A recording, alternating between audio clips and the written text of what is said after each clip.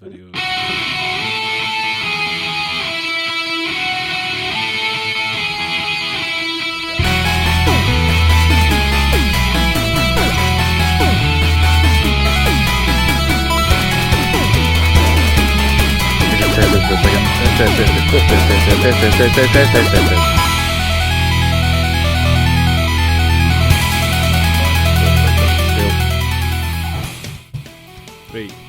Three, two, one. Hello, everybody, and welcome back to the Resurrected the Winning Shoot podcast. As ever, my name is David. Oh, and this is episode 37. I am making a mess of this intro already. My name is David, and I'm sitting 1,997 miles across from Mr. Alex Aldridge. How are you doing today, Alex? I went for subtlety today with my distance. You clever boy. I got it. I'm sure everybody else got it. But enough talk, have at you, as they would say. Except in the version we played. Yeah, before you told me how you were doing, I just totally cut you off. I assume you are well. No, absolutely terrible. I'm getting well. You're getting well. I was terrible. I am now less terrible. Look terrible. I have fake lighting to make myself look nice and glowy and golden, rather than pasty and black-eyed like I am. Well, you're a lack of sleep and illness, and being a video game player is your primary hobby, meaning your sunlight and your vitamin D exposure must be confirmed by doctors yesterday. Oh, that's right. Yeah, I forgot you said that. Your vitamin D's a bit low. Yeah, I play video games, mate. You're a vitamin D deficient man. What's this T-shirt you've got on the go? It's a really old one. It's just of a band. But I thought it was quite appropriate for the. I feel like it feels it's at least in the ballpark of old Castlevania Symphony of the Night, which we will be speaking about extensively tonight. Although gothic, yeah, it is. It is right. Okay, here goes. It is close to Castlevania Symphony of the Night because it looks very zombie-ish for those that are listening to the audio version of this podcast, and there are zombies in various places throughout the castle. But caveat that with the sort of breadth of enemies that are in this game. You could be wearing any t-shirt at all, and there's probably going to be an enemy that is very much like this. Just pick any kind of monster from any kind of horror movie from any kind of era, probably there. So often in this bleeding game, you'd like encounter an enemy that was you're like, oh, hello, and then you would walk out of that room never to see that enemy type again. Like. Yeah, basically. They are so diverse. I mean, that's obviously a good thing. There's only one room the schmoos hang out in, that's for sure. Oh, I hate the schmoos. And the one that jumped to mind is the sort of jumping grave headstones that you see in one corridor, and that's it. Yeah. But they take quite a pounding as well. I mean, I guess they would. They are essentially just a slab of stone. Slab of stone in a corridor, just hopping around.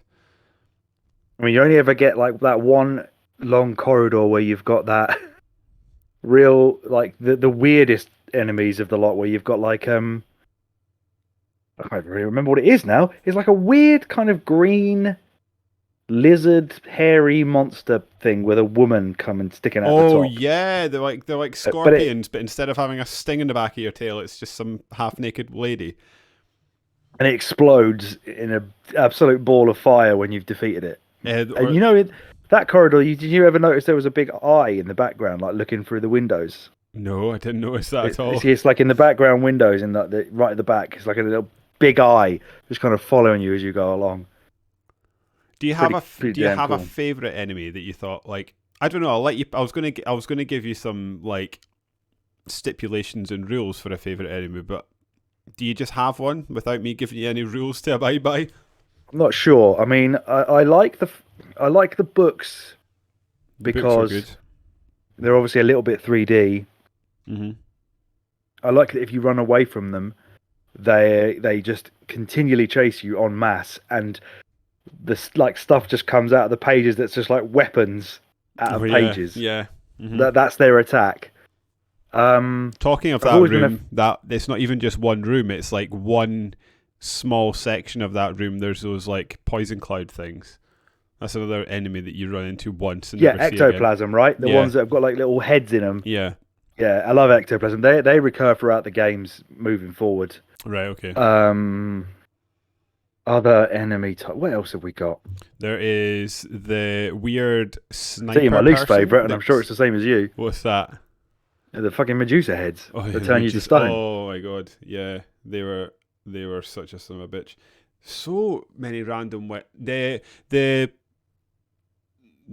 sniper wifey that is sort of on this mechanical lift that's on a ceiling. Yeah, and just goes back and forth, and it's so bad at hitting you. I've always enjoyed the skeleton booting his own head around. Oh yeah, called Yorick, which is obviously a reference to Shakespeare. What's the enemy at the start of the game where you kill them and they sort of explode? You know what I'm talking about? They're like Frankenstein mixed with the zombie soldier thing where you just like they explode in blood. Mm-hmm. Yeah, they have the best death animation. I also really hate them little like butterfly skeleton things that go invisible and come and then like follow you and then materialize again. I hated them. There was any way they just like predicting them because I couldn't. I just by that point I had the bat that had the damage sonar, and I just like every time I was going down a corridor, I was just smashing triangle just in case he was in there to give him a little bit of a. I probably did something similar. Yeah, they were right pain in the ass.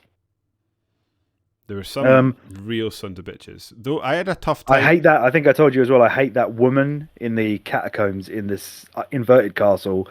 That's like she's a flower, and she can make loads of those flowers come out of the ground that you can't destroy and fires darts at you. Oh my god! She would normally I couldn't get near her. She'd just be pinging those darts at me, and I'd just keep getting knocked off the screen all the time. Yep. So many times you'd come in, you'd do a bit of damage, someone would hit you, and you'd fall off the screen, and that's it. That's the worst. All the damage resets, all the enemies respawn, just because you've been knocked back through a doorway. Yeah, you usually got that from the dude on the horse as well, didn't you? There's just a mad dude on the horse going, like, just comes careering into you and then just goes away again. It's just incredible. The enemy design in this game is it's just outstanding. It's just so inventive and madcap, and they thought of everything. Yeah, madcap is the perfect word because it's just insane. There's because it ranges from the like what you would just say, oh yeah, that's a cool, well designed enemy, to the funny, and then also the hideously grotesque as well. There's one that I found really funny. I think we talked about this as well offline. You know the like kind of half invisible sword woman, like she had like a rapier or something. And it looks like a floating sword, but then when they're going to attack you, you get like a weird silhouette, whatever. And there was the female version of that. Every time you hit it, she would be like, "Ping!" Oh yeah. That's such a my youngest dog did not like that noise. Every time she you told me that. Yeah, that's right. Yeah, he was like pricking up like a meerkat, charging about to try to figure out where that noise was coming from. And then there was the big lads who were the similar like silhouette sword things. And when they died, they're like something out of Smash TV. I enjoyed that as well. What on earth was that enemy that was like a green goblin with a shovel that just sort of flames sort of fell off the shovel? Prick. Fucking prick. Because if you leave him unattended, he will fill the screen with fire. We should get a list of their names up so that we know, because otherwise we're just going to be like Castlevania Symphony Night. So enemies. Vague. Yeah. I think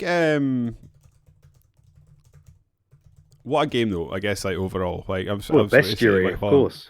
While I'm looking this up, I think I was saying to you last night where we were playing Elden Ring that I need to sit and sort of think about it for a while, because I don't just want to make a rash decision here, but this may be like top 10, possibly top 5 games of all time for me now. I think it was for me beforehand as well. So I'm so glad. This must be the biggest victory we've had on the podcast so far. I think so. A game that's truly been adopted and loved by the person who hadn't played it. Versus, I think so, because I was saying to you before as well, just to repeat for the podcast, like we're talking about, we did.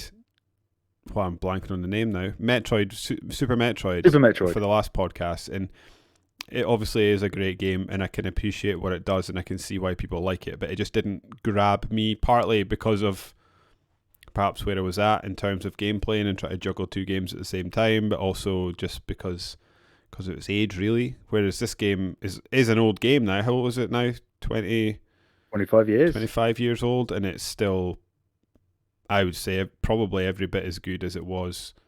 I mean, that's not to say it's a perfect game. There are things that irritated the life out of me. Like, for example, every time you died, it just kicked you straight out into the main menu again. And with that really weird game over screen where it says something like, was it "Let us go out for pleasure tonight" or something? Oh yeah, something like it was. What the hell was that all about? What does that even mean? Who knows? I'll look that up while you carry on with your bugbears about the game. The other one is that it did introduce fast travel, but I didn't feel that the fast travel was ever sort of, I don't know, I think maybe this is just a problem I've got with these games. By the time I've spent upwards of 6, 7, 8 hours running about the same area, I just want to be able to get from area to area, and there's all too often I was finding myself having to really traverse quite significant distances in this game, and I don't know how you get around that, because that's maybe just the nature of the game. But yeah, like I just got to the point where I just wished, because it's like I've already done this multiple times, just let me get to where I'm trying to go, and there's bits and pieces where the fast travel is set up that either you're a little bit far away from a fast travel point, or you're not quite close enough to another one, and you've got to do a bit of traversing just to get to it. Yeah, it's quite annoying as well when the place that you wanted to go to would be equidistant between two fast travel points, and it made it almost impossible to pick the one you want. And you think, well, none of this really benefits me here. The one I had, I absolutely, you'll need to go back and have a look at my Twitch channel to see that I just cheese the life out of Dracula at the end, because what I did a couple of times, because I made a mistake and had to do it twice. I can't remember how I made a mistake. Oh, I know how I made a mistake. So basically what I was doing is I was always hoping I would find a shop in the second half of the game. Which me too. Which I never did. And I was like, well, I know I'm about to go fight Dracula, the end boss here, so I'm going to go and stock up on health potions and maybe just buy up stuff that I haven't bought yet. Because I'd gone like probably about 60% of the game without being near a shop, because I just kept waiting on one appearing. So I used one of my library cards to get me back to the shop. Yeah. And I had equipped it on Circle. So then I did all my shopping, bought all my stuff, got back to where I needed to go in the inverted castle, and then accidentally pressed Circle and and zapped myself back again. And there's no real, and you can only get to the inverted castle from one place, because I went to a warp zone and tried going around them all, thinking it'll eventually take me to one of the inverted ones. Doesn't. So you've got to then walk all the way back. So I had to do that trip twice. But that was my own stupidity, but I just wish the game had let me.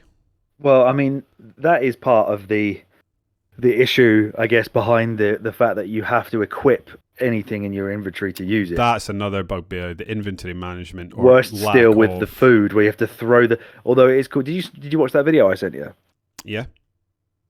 You see the bit about when you want to eat the peanuts, you've got to throw them and catch them in his mouth. Yeah.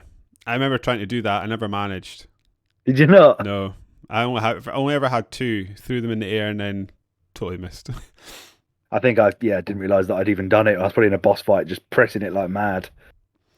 I did kind of click, because basically you get to the point where there's some of these things that you can figure out what the game's getting at once you get your sort of eye in. And I knew that I was like, oh, that's what it wants me to do. And I just missed. I just absolutely flunked it. That's such a neat little touch, though. Yeah, the game's full of stuff like that. So many little touches like that.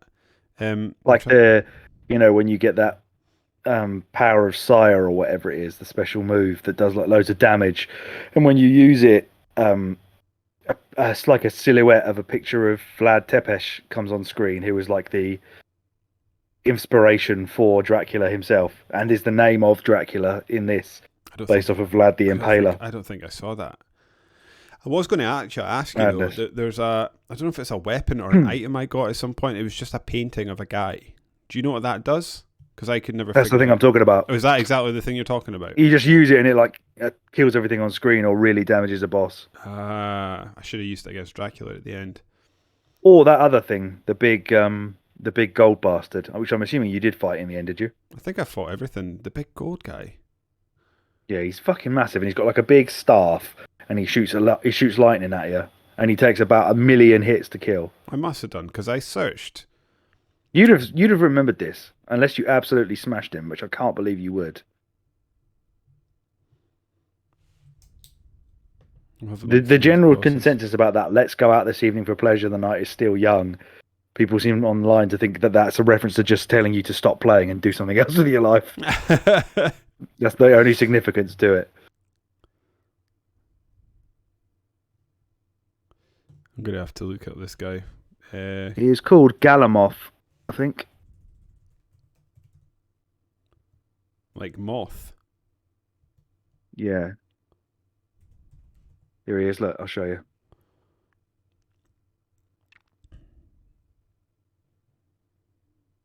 Did I fight that guy? I must have done. How could I not have? Surely you'd have remembered this because this guy is so difficult. He's got so much health. Koji Igarashi, he was producer on this one, I believe, or assistant director. Sorry, yeah, he was assistant director, and then he went on to become the producer of the series after that, which is why all the subsequent games play very similarly to this, and lots of them basically ditched the whole pre-Symphony of the Night style, which is not really the style that people talk about when they're mentioning Metroidvania as a genre. That's more just like a action platformer, because in this one they were told it was supposed to be a spin-off of Castlevania, right. So they had license to just do whatever they wanted.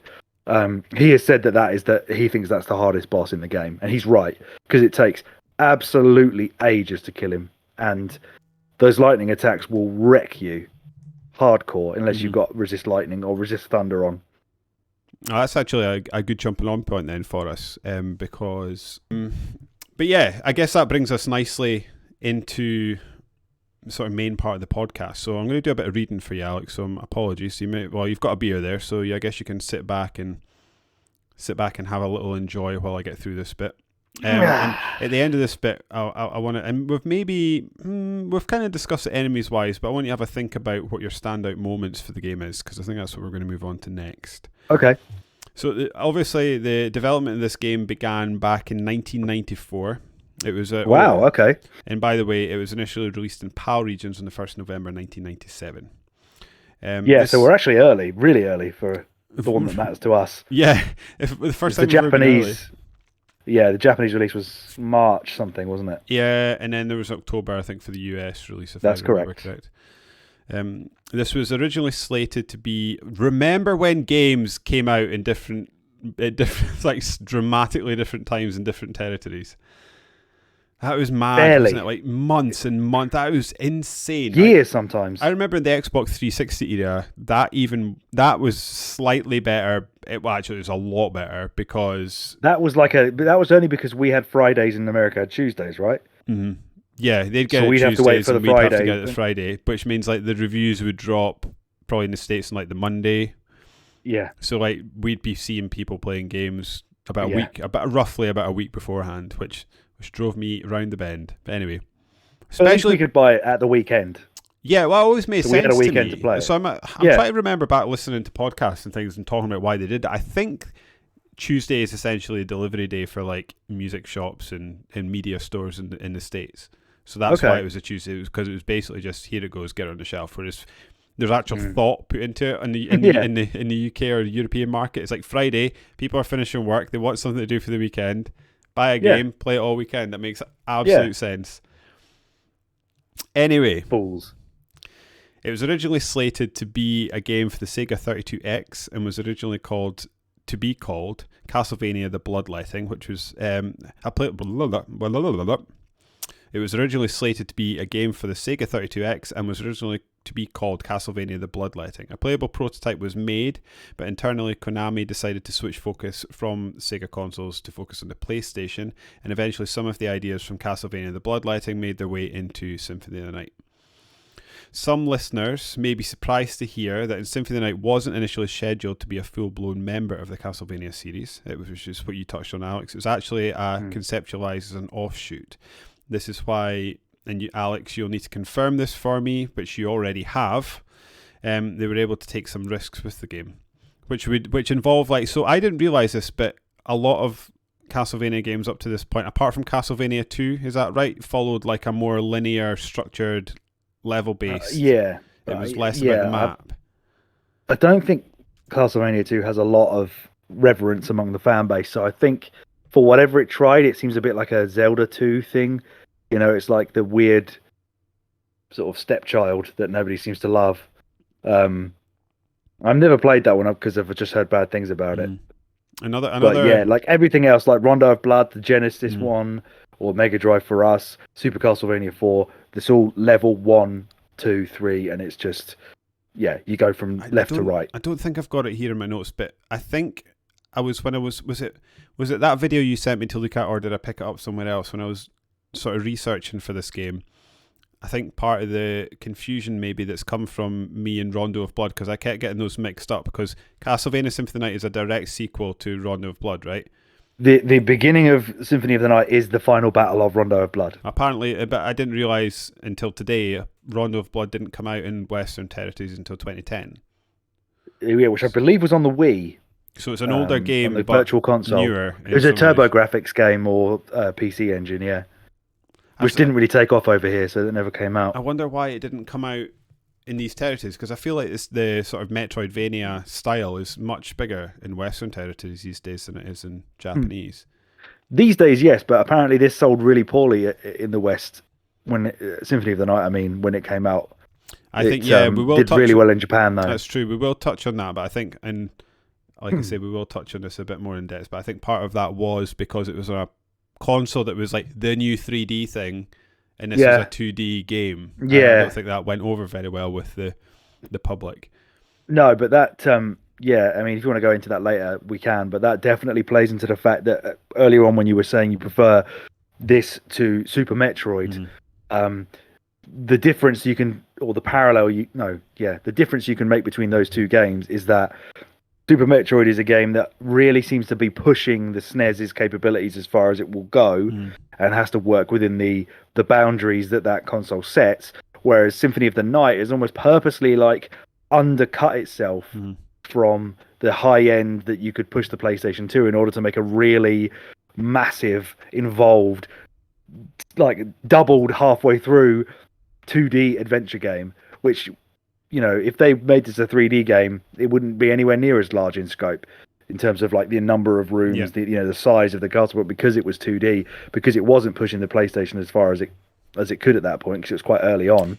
Yeah, interestingly, it did bring with it its own challenges though. So apparently, and again, this is later on. Let me just get to it.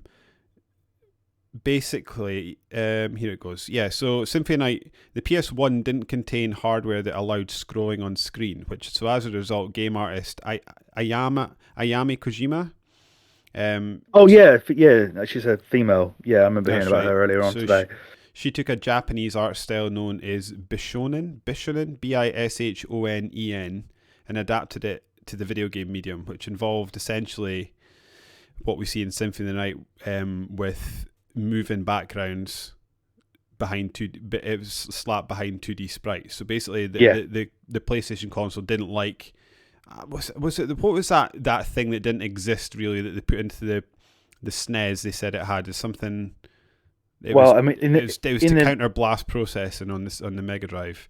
Yeah, I'm not sure, but I know that parallax scrolling is a thing that used to happen in 16-bit era. I think that's what made those. That's the word I'm looking for. Yeah. So yeah, basically it's all polygonal based, isn't it? Most of the PlayStation stuff. So I guess that's why it's a totally different graphical style. So I can understand how that might not work if you're not using typical sprites that you used to. If you're using now polygonal 3D models, I can understand how scaling wouldn't work the same way, or scrolling rather wouldn't work the same way. Yeah, exactly. And there are bits actually where obviously they've done a great job with it, and for the most part, the kind of workarounds have found for this work fairly well. But I did notice there's like some outside sections where you're flying around as a bat and you've got no environment around you apart from the sort of the background, and it is the sense of movement vanishes entirely. Did you ever see that in the game? And it just feels like you've got a sprite that's not moving. Well, it's moving, but it's not it's not sort of traversing across the screen until Yeah. like a wall comes into view again. That's to me, I guess that's Yeah, probably why. I know what you mean. Yeah. Yeah. In hindsight, now knowing this about the sort of difficulties they had with the PlayStation console, that makes sense. Are you less annoyed about the 5 Alacards on screen? As you think that, as that maybe have been put in to give the sense of I'm less annoyed by it and more I just shadowy find movement. it quite confusing. And my assumption while playing it was like thinking about how sort of vampires are portrayed in popular media. They when they're moving fast or they're doing anything at pace, there is a sort of ethereal, sort of fuzzy nature to some of them. And Ethereal is a good word for it. Yeah. I wondered if they were trying to emulate that, but actually, I think so. It could be that. I wonder if it is just in part trying to make it look like the character's moving. I'm not sure. Yeah, because the enemies don't move that way. So I always felt That's that true. it was That's true. It must be that then, because he's like he lives in the shadows kind of thing. Yeah. I'm still quite confused by it. Apparently, and I think that's true. I was trying to think, and I can't think of any other example. The game does use the 3D engine in the PS1 on 2 occasions, and that's basically the opening and closing cinematics. Oh God, yeah. But apparently, and rightly so, because they look bad. Igarashi really bad. Is reported to have been really disappointed to them because the textures just look bland and totally void of like personality and character. Well, it looks like when you see like a making of documentary for like a development studio, and they've got all those just like what looks like virtual clay, don't they? And they're just like making arms move, or like when somebody like Andy Serkis has got all his little fucking tracking balls stuck to him and he's running around as a golem, but it's just like a grey blob on screen. It just looked like that. It was horrible. There's nothing on it. There's no detail. It was terrible. The other thing that I've not got in my notes, but that did jump out at me to the time, and I did see mentioned from time to time, was the oh my god, I keep wanting to call him Rykard. What's the guy you start as? Richter. Who's Rykard? I don't know. I've absolutely no idea. Maybe it's like Captain Picard plus Richter. I don't know, but yeah, right. Did it again. Richter Belmont. His sprite in game is very different from the sort of sprite version of his head they show when he's having conversations with people. Did you notice that? So when you see Richter Belmont moving about in screen, he's like wearing some sort of warrior get up and he's got his whip and stuff like that. But then when he stops to speak to people and it brings up like their headshot, everybody's very similar to what they are in game, apart from him for some reason. He's got like flowing locks and all. Yeah, he's like got his smart clothes on. I didn't really get that. I thought that was it just didn't fit very well for some reason. I definitely noticed that myself as well and thought, am I supposed to be seeing this hair in sprite form? Because I don't see the hair. Yeah. Is it under his collar? But why is it coming out when he talks? Does he like he whips his hair out every time he's ready to make a point? Yeah, he must do. Hey, Alucard. But yeah, back to the sort of changes that we were talking about with the game. Another one of the changes was the introduction of RPG mechanics. Basically, apparently, a very welcome one. Yeah, exactly. Apparently, the thinking behind these, what they were deemed as major changes, were because in Japan, when you would walk into a game store, these type of like Metroidvania games, whatever they were called back in those days, you would tend to see them in bargain bins in Japanese stores. And basically, I think the thinking was behind the designers was that there was no replayability to these games, and they were very one and done. You get through them, you get rid of them, and you move on with your life. So to sort of encourage, which was quite the opposite to the way I would have thought it would have been in the States, because a lot of people seem to like Castlevania from the American podcast we listen to, like Castlevania 3, Castlevania 1 on the NES. That seems to be really well loved by a lot of kids from that era, who probably did just play it over and over again. I guess, as you say, I guess Japanese people didn't, and maybe that's why this sold better in Japan, because they definitely like Japanified the gameplay as well as like the main character. Alucard is more of like a slightly more androgynous, feminine, flowing locks kind of gothic dude versus the Belmont clan, who are all just butch dudes with whips and big muscles and shit, blonde hair and whatnot. Yeah, absolutely. Um, So I can see how maybe it was potentially made to be more appealing to a Japanese audience. Not sure. and essentially, so basically, they were sitting down thinking, how can we change? And the other thing that I didn't realize until I sort of realised there was bits and pieces of it while I was playing the game, but I didn't fully accept that there's multiple endings to this game as well, which I think is quite interesting. I guess we can get to that later on. Are there any more than the two that we did? So let's do it now then. Well, there's technically three, because there's kill Richter. That's the ending one. Kill the little green blob instead of Richter. That's technically the ending, but not, because you then carry on and then you get the ending at the end of the ending. We've done the inverted castle, that ending. Is there any more than that? So there is... Let's have a look here.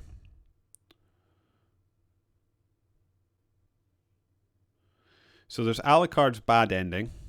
In all versions of Alucard's story, he encounters a visibly corrupted Richter Belmont presiding over a gladiatorial arena within the heart of Dracula's castle, forcing Alucard to face off against fearsome monsters before retreating.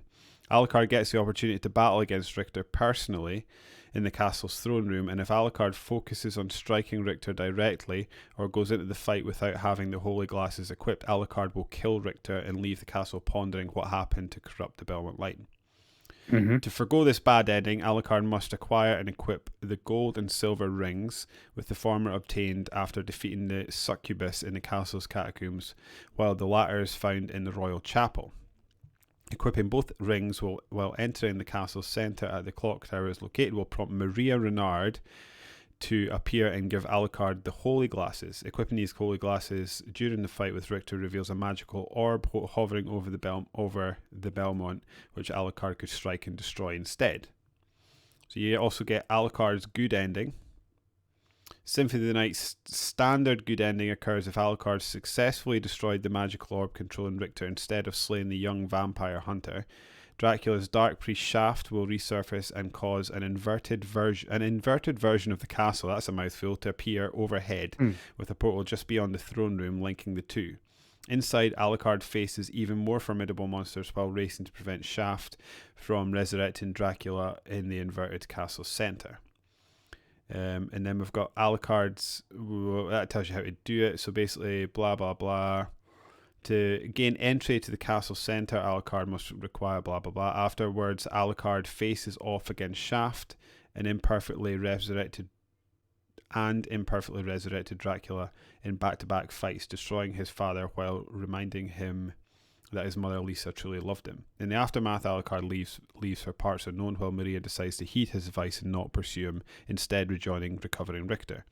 And then there's Alucard's best ending, which is Symphony of the Night has a better true ending for Alucard, obtainable only if players unlock the inverted castle by cleansing Richter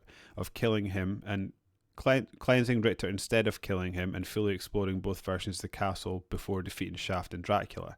As with the standard good ending, this is a 200.6% total area to be credited on Symphony of the Night's map, with at least 196% needed to be filled into the map to achieve the true ending. The true ending plays out much like the standard good ending, with the key exception that Richter encourages Maria to pursue Alucard. The young woman follows Alucard on his wandering journey, ostensibly striking up a romance with him, though Alucard does not elaborate on what became of her when he resurfaces in the 21st century during Castlevania Aria of Sorrow. Holy shit. And there's... I'm going to go see what my percentage was. Because I don't think I got anywhere close to that. I'm interested to mine. I'm going to carry on reading. There's Richter ending, and then there's also Maria's ending. So I'll get through those while you're searching for your percentage. Okay. So for Richter's ending, after beating Castlevania Symphony of the Night, players can unlock a secret playthrough of the game by inputting Richter's name when creating a new save file.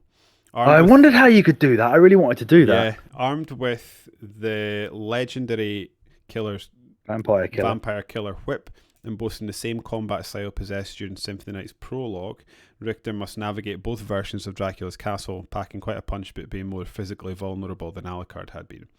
Richter's story continues story comes to a close, in the inverted castle centre, much like Alucard's good endings do, with the final battle against Shaft. Unlike Alucard, there is no battle against Dracula, with the playthrough potentially presenting a possible version of how Richter was corrupted by the Dark Wizard before Alucard's went into the castle after him.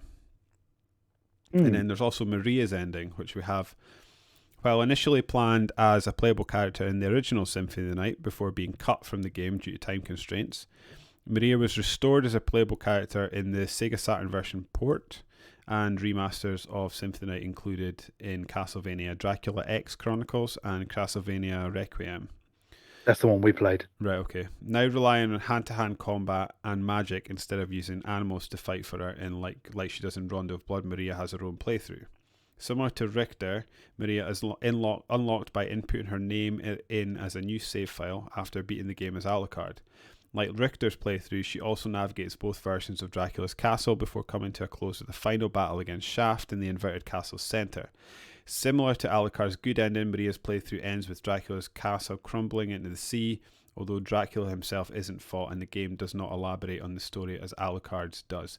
Another one that this doesn't say that I actually know about Maria's playthrough as well is the doppelgangers don't appear while you're playing through it for some reason. But yeah, I guess there's really two endings plus two bonus endings, I guess. Two bonus entire games. Yeah. I wonder how the Richter version starts. I'm assuming not with the Dracula fight.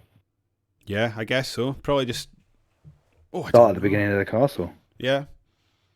I got 194.5%, by the way. I wonder what mine gutted. is. Absolutely gutted. Well, I got the Maria doesn't bother chasing after me, so definitely the same. Yeah.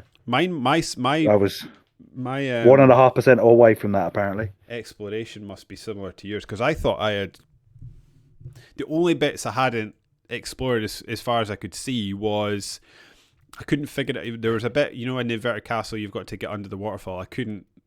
It was something to do with the jump. I remember you telling me, but I just couldn't figure out how to do it properly, so I didn't get underneath the waterfall. And then there was like the odd square that wouldn't count and say that I'd been through it, even though I had.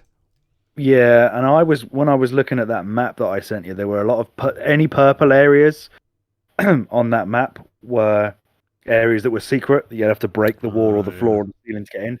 And there was one area I just could not figure out how to get in it. I was stood right where it was on the map I was looking at, trying to hit every wall, every ceiling, every bit of the floor. I just could not figure it out, and I just gave up from that point and thought, you know what, I'm going to go kill Dracula now. But I really wanted to do the Richter playthrough before we did this, and I should have looked up how you do it. Never mind. Did you? Just brief aside. Have you played Rondo of Blood at any? Not at all. For any Not at at all. No.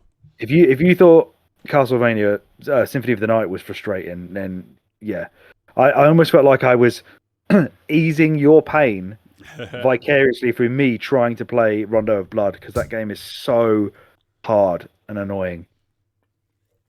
It's all classic Castlevania style. You get hardly any health. You've only got a couple of lives before it's a game over. Not good. Has it got the same exploration stuff? No. It's levels again. And what about saving? Really is it still does it save level by level, or do you? You have to find level the by save level. room. No, level by level. You've got to start the whole level again if you die. Well, no, there are checkpoints. Sorry, there are checkpoints. But if you run out of lives, then you start the whole thing again. I guess frustrating. I guess what this does tell us, though, is that they really did put a lot of thought into adding replayability to these games. And I guess the interesting thing about that is back in the day when this game came out in 97, I mean, the internet would have been around, but it wouldn't have been as prevalent as it was today. So I'm just not sure how as accessible the knowledge about how to do these things would have been. I guess strategy guides were a thing, because I bought a lot of strategy guides probably up until 2010, 2012. So yeah, they were very good things as well. Yeah, I think I've still got a few hanging about. I mean, yeah. So the instructions on the ring are kind of split between each ring, aren't they? I think one says something like "where clock room" or something, and then the other one says "while in the" or something. Yeah. So I guess you would, if you had the mindset to want to try and explore the entire thing and then you read the descriptions correctly, you would have figured it out. But I feel like a lot of people probably would have not known there was a second castle No, yeah, at that time. but yeah, like to sort of, like I was saying, like to sort of build on this and try and keep people playing these games and and enhance the replayability of these games. The developers were keen to sort of reignite a sense of exploration that they had felt that was present in some earlier Castlevania games, but perhaps not all, and up to the more modern Castlevania games. Yeah. Like we've already spoken about, Castlevanias for the most part up to this point have been fairly straightforward stage by stage action games. But then in Castlevania Symphony, they did away with this, having the entire map available to get from the get-go to encourage players in exploration, a sense of wonder that would keep players coming back. I mean, like, and then as players would find items, it would open up parts of maps that people thought either didn't exist or were just inaccessible. Like, you know, like when you became a bat and you could suddenly fly, you were like, oh, I can go all the way up to the roof and there's stuff up there. I thought stuff like that was great. Yeah, absolutely. Igarashi's stimulus for this apparently was the Legend of Zelda series, which I thought was pretty interesting, considering it was a competing console.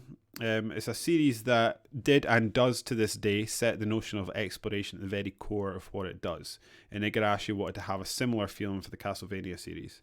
The idea being that players could explore the castle and gradually discover items, like we've just said, that would allow previously inaccessible or seemingly out-of-bounds areas for the castle to be explored. It was also felt that roleplay mechanics would alleviate some of the difficulty that had been deemed excessive in previous games like Castlevania and allow players, wrong there. Yeah, and allow the game to better reward players for exploration. So not only would it would reward players for going hunting for things, but it would allow players that were maybe less skilled to find and level up and do things that would then allow them to. But it also, and it also just plays a lot better. It's easier because it works. Mm-hmm. Whereas I love a lot of the older Castlevania games, specifically the SNES and Mega Drive ones. I'm going to stop fucking around with a beer can while I talk because it's going to come up on the edit and piss me off. I'm not hearing it. I can see the little clicks on my thing from when I've done it. Yeah. So, yeah, specifically I'll be sitting there like, you dickhead, Alex. I used to click pens and shit back in the day. It's like, just sit still. Put them down. Yeah, I do really like the SNES and the Mega Drive Castlevanias. They are excellent games with really cool ideas for the time. Mm. But the jumping has always been an issue for me in the older Castlevania games. And once you get used to it, it's less restrictive than you think it is on the surface. But if you played Ghouls and Ghosts, or any of Ghosts and Goblins, any of that shit. All right, well, basically when you jump, you're kind of locked into a jumping animation and an arc. So it'll only ever go like in a specific arc, and you have to kind of time your jumps or put them, press the jump button at a specific part of a platform to make the jump correctly, if that makes sense. Because you will always go the same distance, you'll always go the same height. Whereas in this one, the jumping is a lot more like a Mario game, where it's kind of a free movement within the air, kind of fake thing. So the old Castlevania jumping was more realistic. If you and I were to jump forward, well, that's it. You're going forward. You're not going to be able to turn around or back up in the air. But in this Symphony of the Night, you obviously can because it's more gamified. So it just feels so much better to play as Alucard. Whereas the other ones they just feel a bit archaic and kind of sort of stilted in the way that they play. They're a lot more difficult to get to grips with if you've never tried them before. I implore you to try Rondo of Blood, and you'll see what I mean. Yeah, it'll blow your mind how big the jump was from that to this. Mm-hmm. The other thing I've just realised that I should have mentioned when we're talking about endings, it's not really an ending and more of a beginning. One thing that I didn't realise at all playing this game, that apparently, depending on how quickly you kill Dracula at the beginning with Richter, it affects your starting stats with Alucard when you begin the game. Oh, okay. So to what degree? Let me see. So, generally speaking, the quicker you beat Dracula and the less hits you take, the higher Alucard's initial stats will be. So, Alucard's starting MP is affected by which special weapon you're holding when Dracula dies. No weapon is worth 20 MP. No weapon is worth 20 MP. A holy water is worth 25 MP. And a cross is worth 30 MP. As for the rest of your stats, they seem to be mostly based on how quickly you blow through this battle, although taking damage will lower your stats. Basically, you want to beat Dracula in under a minute with no damage for the best results, which should be assuming you don't get hit. And that would mean you start with 80 health, potentially 60 MP, 13 hearts, 12 strength, 13 constitution, 12 intelligence. 12 Is it constitution? I think that's what it is in D&D anyway. I don't know. Oh, I thought it was concentration. Why would it be concentration, though? I always wondered why concentration was valued that highly when killing vampire beasts. Shit, constitution. Okay. What does that mean? Don't ask me. I was hoping you knew. Well, you play D&D. Well, try to once. Constitution means... You've only ever done it once. I thought you used to do it on the reg. Nah, tried to. Just couldn't get over my own... I'd be the same. Definition of Constitution. The basic principles and law of an... No, that's not right. You're probably looking at something to do with the American Constitution there. Constitution. D and D. Constitution represents your character's health and stamina. A Constitution bonus increases a character's hit points. Oh, okay. Interesting. I see. A little D&D lesson for us all there.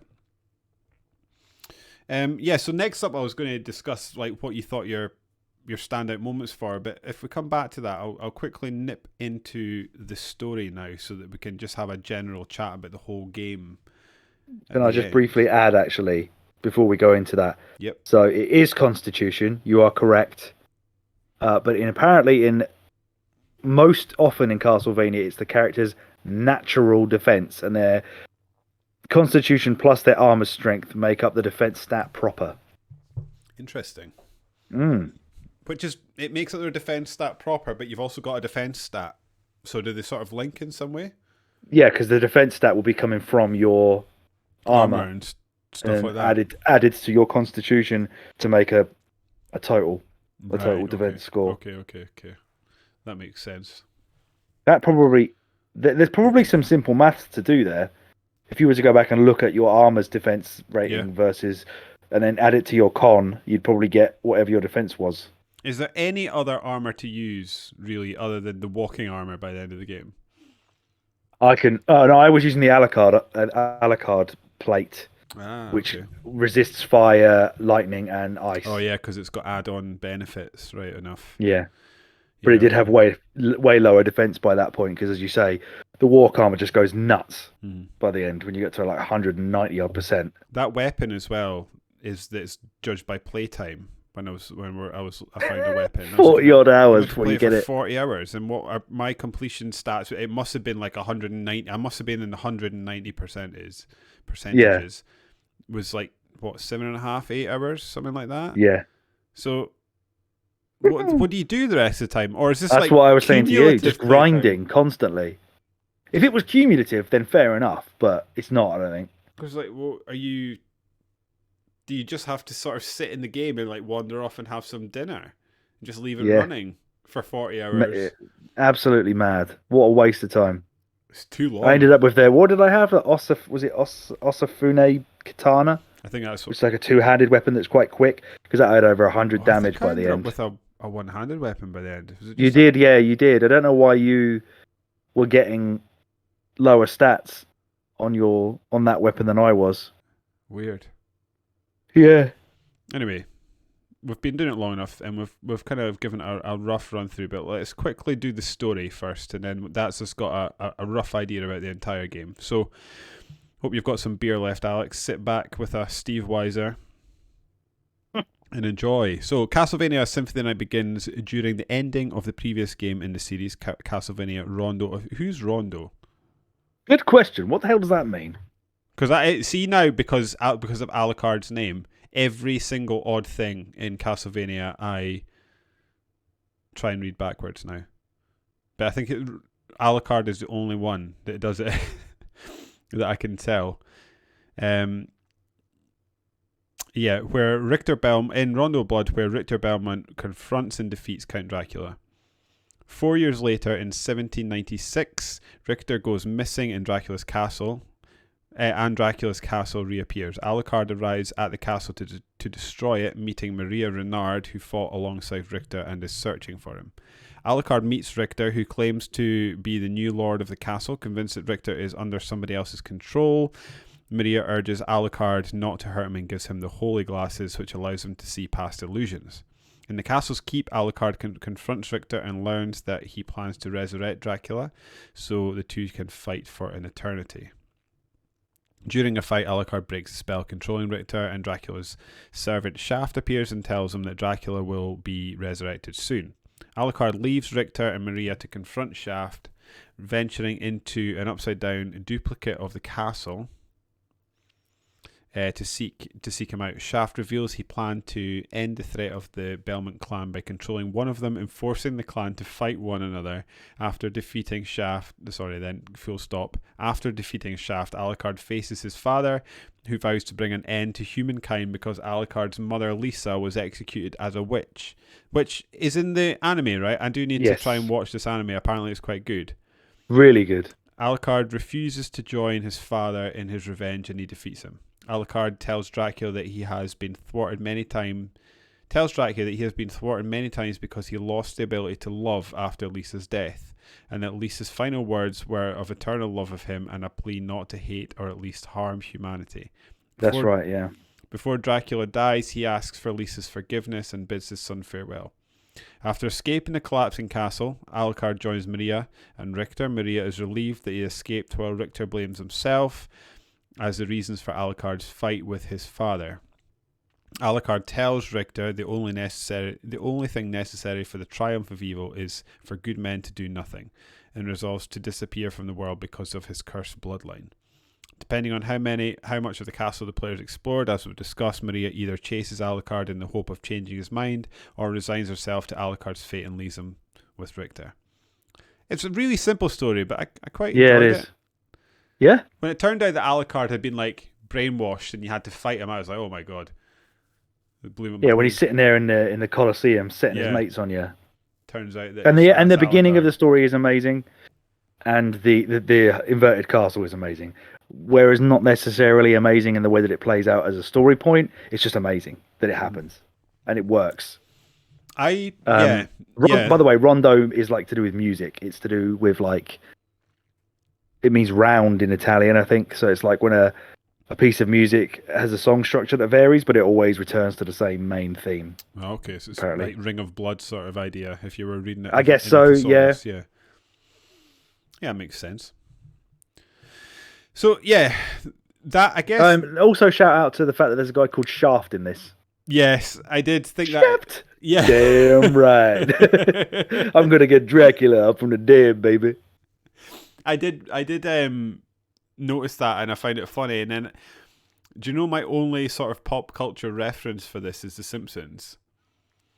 So, because they do a Shaft intro.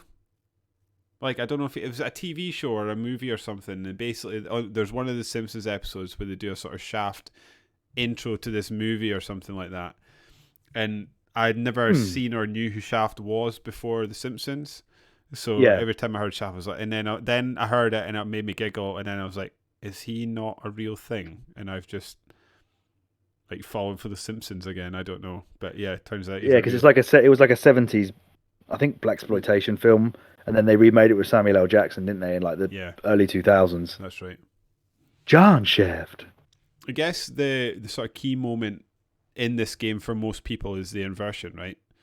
I would have thought so. In the realization, because you sort of think you're coming towards the end of the game. Yeah. And then there's the I guess there's multiple realizations, which is what makes it so amazing. And one is that, I guess, for most people, they're thinking they're coming towards the end of the game, and then they realize that they're under halfway through probably. And then also that there's bits of the castle that feel oddly designed. Is that fair to say? And then when the castle flips on itself, you're like, oh no, it's not oddly designed. This is actually superbly designed in a way that I just didn't appreciate until now. Yeah, I really hope that's we're not looking too deeply into it, and that it was specifically built this will also work upside down because it will do this, rather than what happens if we flip it? Does it still work? And then it did. I'd rather it was like a conscious choice to kind of put Easter eggs almost in there, or foreshadowing for the upside down. I would hope so. It must be. I will say though, the one thing that is my brain just couldn't handle the sort of inverted mirrorness of the castle. So like if someone, like I knew by the time I got to the end of the right way up castle, I knew my way around that thing. Like totally. Yeah. I still didn't know my way around it inverted. No. Like I just treat. I think that's why you and I were struggling so much to find a shop, because we were like, well, it must just be. Yeah. It's not where I think it should be, because it should be here. Is this right? Or am I on the wrong side now? And and then I just guess there wasn't one. I remember finding where the shop used to be, and the guy's little poop shaft, just like flying up the poop shaft to see if he was at the other side of it. But no, I didn't even find that. And apparently there's a way you can surprise him or something. There's a trophy for it. Do you come up from underneath? But you and I were talking about that. We wanted to go there. Yeah. Go under his little hole bit, but he always talks to you when you do it. But yeah. I think there was people asked. Well, I swear I saw a trophy for surprising the guy.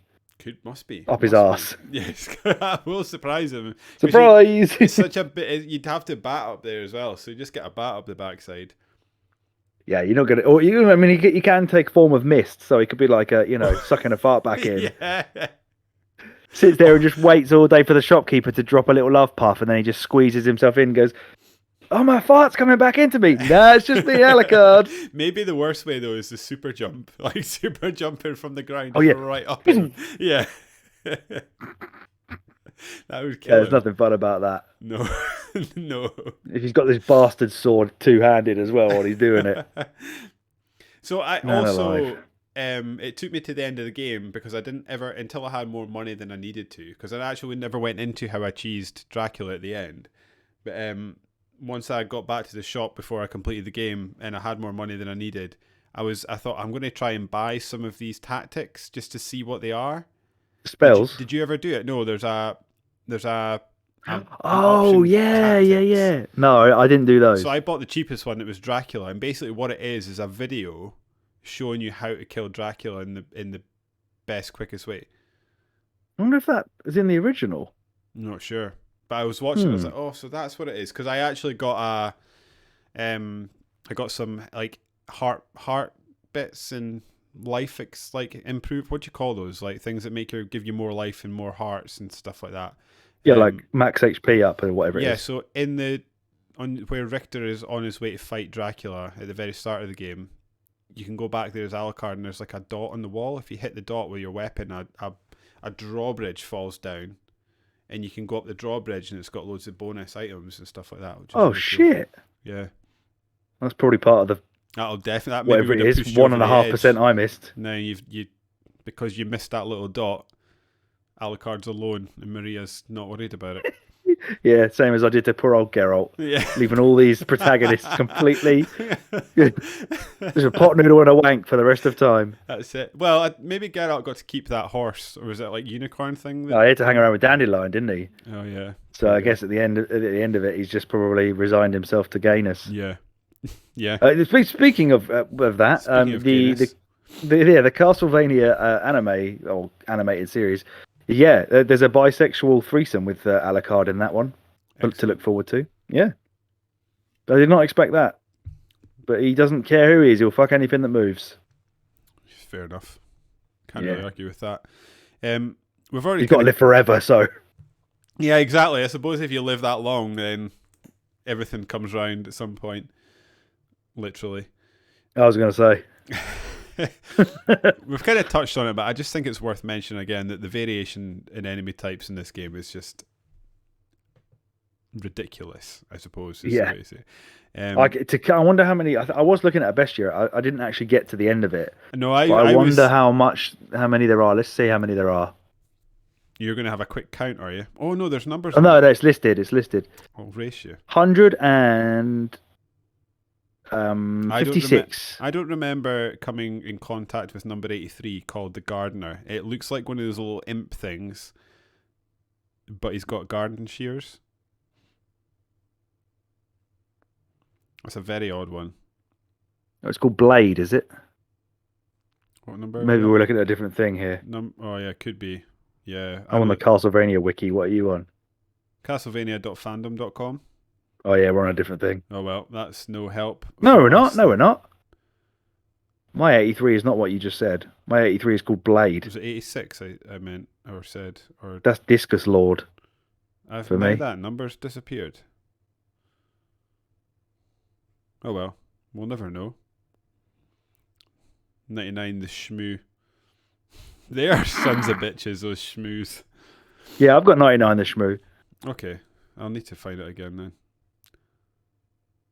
I did like the Tin Man, Lion, and Scarecrow as the Wizard of Oz. Did you enemies. ever kill any of the guys in the clock room, the big long clock room? Those massive. Yeah, guys. I killed some of them Guardians at the end, like right at the end on my way back to open it up to go fight Dracula. I managed to kill one of them. I got so done in by them, I just gave up. They were ridiculous. That was when I was no longer doing 1 damage to them, though. I couldn't have done it before that. Because that thing they shoot across the ground with their swords was just, like, brutal. Just absolutely wreck me. We've spoken about this a couple of times in various podcasts over the years. It's so interesting to me that games that over the years that go for realism and try and be the most realistic, amazing looking thing, most modern, up to date games tend to age really poorly, whereas games that have a sort of art style in mind before they begin and are not just shooting for shiny realism tend to last better. Does that make sense? So, like, I can't think off the top of my head of a PlayStation 1 game that will have aged as well as this. Maybe Parappa the Rapper or something that's, again, as basic as this, but it's going to be in the top 2% of games in terms of still looking very visually it's definitely appealing. not going to be any of especially because this would have, well, it's 97. I'm pretty sure the PS1 came out in 97, didn't it? So, like, for us, yeah, like it came out in launch year or launch window, whatever the sort of term is in the video game industry. Like, it's probably better. So it would have came along before the birth of DualShock, I guess is what I'm getting at. So yeah, like Metal Gear Solid was like 98, wasn't it? And yeah, stuff like that. Like early 3D games where you still had to use a D-pad to move around. They don't handle as well. They don't look that good anymore. They can be like clunky and really primitive. But this is like a 2D adventure game after they'd been going for like well over 15 years. The NES was like 85, wasn't it? So you're talking probably 10 years by the time they'd finished making it. So you've got 10 years honing it on a new piece of machinery rather than trying to revolutionize things with primitive technology for what you're trying to achieve versus now. So yeah, it holds up beautifully, and like I said, it's so smooth to play. It feels so satisfying. There's so many fun weapons to use. The movement is really good fun. The enemy variety keeps things fresh in every room you walk into. The map works really well. They've probably not really deviated from it that much in any of the history of this series because this was done so well. Like in Metroid, it kind of works the same way, but you could also unlock the map rooms, couldn't you? So you would get like a whole... Yeah. You could buy a map in this one, couldn't you, actually? Yeah. Thinking about it. There's so little we could say that's bad about it. I mean, other than the inventory management, which again probably just feels like a consequence of it being a nascent stage for this type of, certainly for this series, this type of action adventure inventory management, because you think the Legend of Zelda games never gave you this much stuff, which is what they're basing it off pure of. Volume, isn't it? And you can't get rid of it. That's the problem. Yeah, or sort. Yeah, because in later games you could sell anything. So obviously by that point you would just sell stuff weapons and armor you didn't need. But this one you can only sell the gems, and everything else it's just stored by whatever you got most recently, and it's horrible. Especially if you go all the way back in somewhere halfway up to get like a potion or whatever, then you end up losing your weapon in there because you have to. Especially for me, I had a 2-handed weapon, So every time I wanted to use a healing item, I had to have no weapon at all for a few seconds. That's right. To then throw a fucking Frankfurter on the floor and eat it, and then run after it. Yeah, and then re-equip my weapon again. Very, very odd, but I guess baby steps at that point. Imagine if that's if you just had to do that for a day. Every time you eat something, rather than just like pick it up and eat it before you're allowed to eat it, you had to throw it and chase it. To like put your phone down specifically, like unequip your phone to then equip an apple, throw it on the floor, and then go eat it. It's not good. And some of the stuff he eats as well is not like evocative of the time period in which it is set. Like I said, like a Frankfurter. You're not gonna eat a Frankfurter in fucking like 1700s Gothic, castles with Dracula hanging about. Or are you? Did I pick it up right? The meal ticket is just random food items. Yeah. Yeah, it's just going to give you anything. Like ice cream and green tea and all this weird stuff. Like he's having a right old feast in my game. Yeah. Except the peanuts, because he just throws them in the air and loses. Can't catch them, yeah. Rubbish. Strange game. I did actually come around, and I think I've just in a weird, this is going to sound so weird, but in a strange way, I've come round whilst recording this podcast, or I've realised I've come round without doing it, because I was all prepared to tell you that I didn't enjoy the way the game did saves, but actually come the end of the game, I quite liked it, because it created real jeopardy. It does. And vice versa, real, genuine, like, sanctuary when you find a save room. Especially when you think that you've started to, I said it to you when I was watching you, didn't I? Like, you've started to figure out roughly where they're going to be put in a save room now. You can kind of sniff out which direction looks like it might be a save room. But like, if you thought you were going to a save room and it actually ended up being a boss room, that was the worst. Like, oh shit, it was the other one. And then you try and run. And most of the boss rooms are like that. You could just leave, because it would have like music for most of the game. And then you'd go in a boss room, all the music would stop, and it would have to do a little bit of loading. There, yeah, like, hang on a minute. Yeah, because I was trying to think of things that I would change. One thing I definitely, but in like, I was all ready to say that that's something I would change, but I don't think I would now. I would leave it. We were spoiled by having the save states on the Metroid, weren't we? So we kind of maybe wished that was, because we were playing, disclosure for the listeners, we played this on, as David kind of pointed out earlier, the Requiem version, which is on PS4. We did it on PS5. I think we need to talk about that as well later. But okay, you can carry on. Well, yeah, the only other thing, one thing I was going to say, one thing I definitely would change about this game if I was redesigning it, and I don't understand how this was even considered a good idea in '97, is why magic is represented as hearts. Because that honestly, for about 2 hours, I was thinking I was getting my life back, and then I was just dying. It's daft. It's in it, yeah. The only game that I've played that I can think of offhand is Bloodlines on the Genesis or New Generation on the Mega Drive, where they replaced it with gems for your magic. There was no hearts at all in that game. So, yeah, I've never understood why they did it that way around. From day one, game one, hearts replenish your MP rather than your actual health. And usually it was like a roast ham or something. Ah, right, okay. Which you'd find if you play Rondo of Blood, you have to hit the walls and there's always like a roast ham joint in there, and that gives you your health back. But most of those old games, you never really got any health back. It was just kind of like, unless you can find a secret health thing, you ain't getting any more health. So good luck to you, mate. No, okay. Tell me about these versions of the game.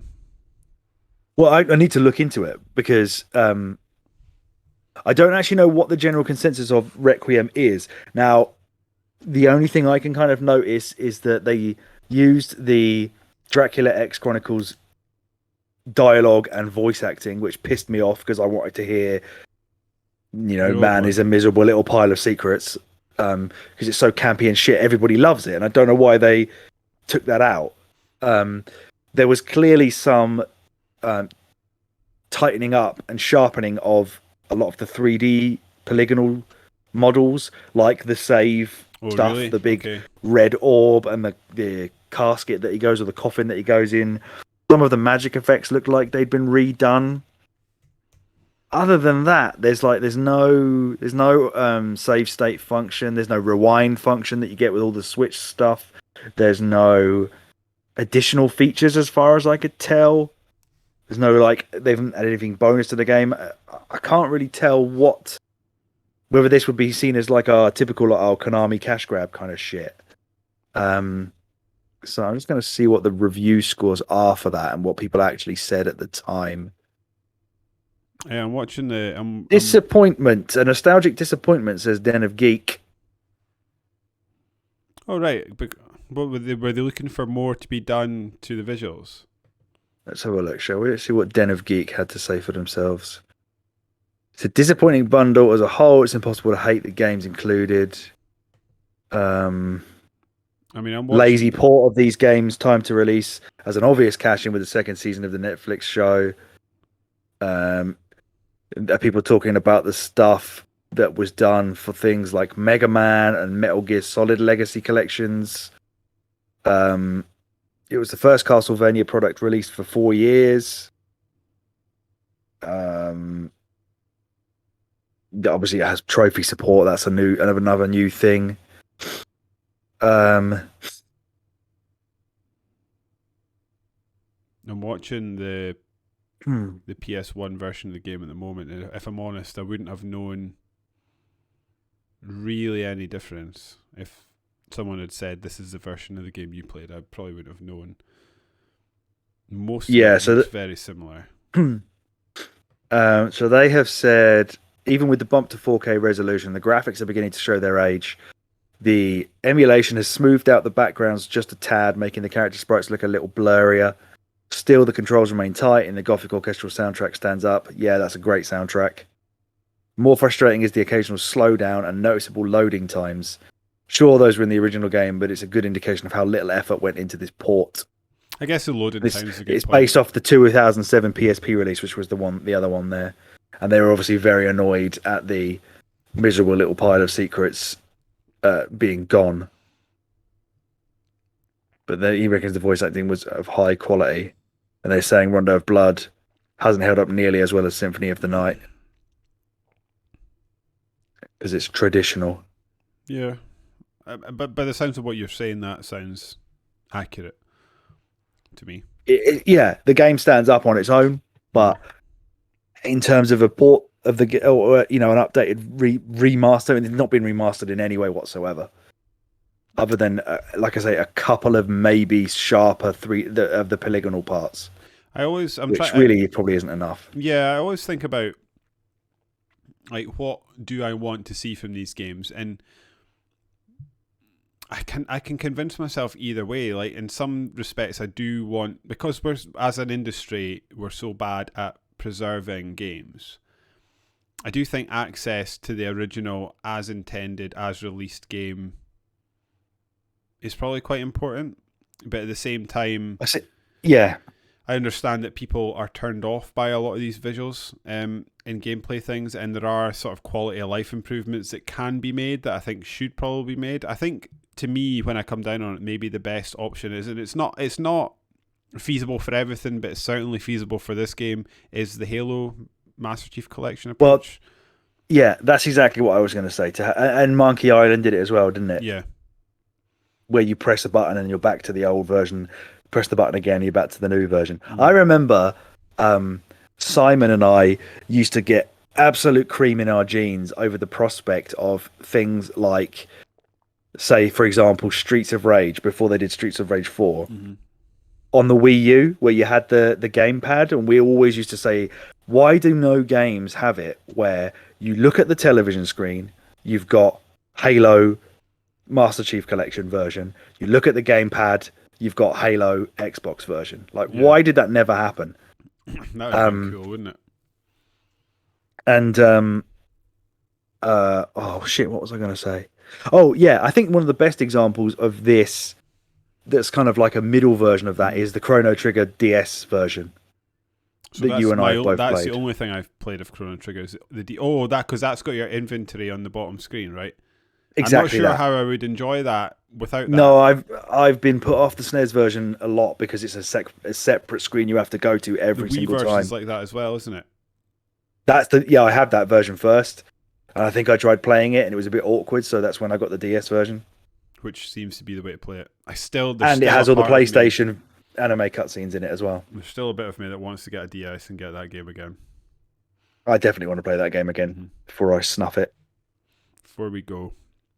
So yeah, they could have maybe. Would it have really killed them to allow you to sort your inventory here? Would it have really killed them to sharpen up the visuals a little bit? No, but yeah, I guess that's a disappointing thing. Put a gallery in there, some concept art, put some videos in there. You think about Rare Replay then versus this. Rare Replay's got about 30 games on it, and it's got documentaries and shit. This has 2 games on it, and it has absolutely nothing. It's strange how little. I guess it's because the people with the purse strings don't play games. I wonder if that's part of it. Like, they just don't have the people designing the games do, and people like us do, but the people actually paying for these things to come out don't have the love for games that we do. And I wonder if they just see easy money. And Well, that's we why bought we end it. up with these things. We both bought it, so yeah, exactly. we're part So it of the works. problem. Yeah.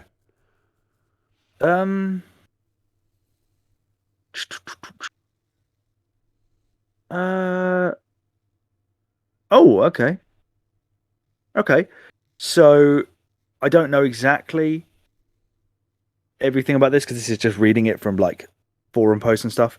But so I didn't realize until you said it, I think, that the Saturn version is actually like a port, not a simultaneously developed entity.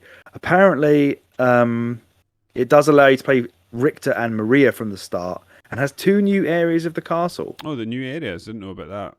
But apparently it does, and I think Tim, who we were going to get on here to do this, but I think he's unable to join us from Sega Mania, he has said that it has a lot of issues with like slowdown and graphical problems. Really? Some people here seem to think that it looks better on the Saturn, because I think the Saturn had quite a really like impressive video card, didn't it? But apparently the Saturn was really difficult to develop for. That's why nothing really looked as good as and I've got a vague PlayStation. memory of when we were reading that.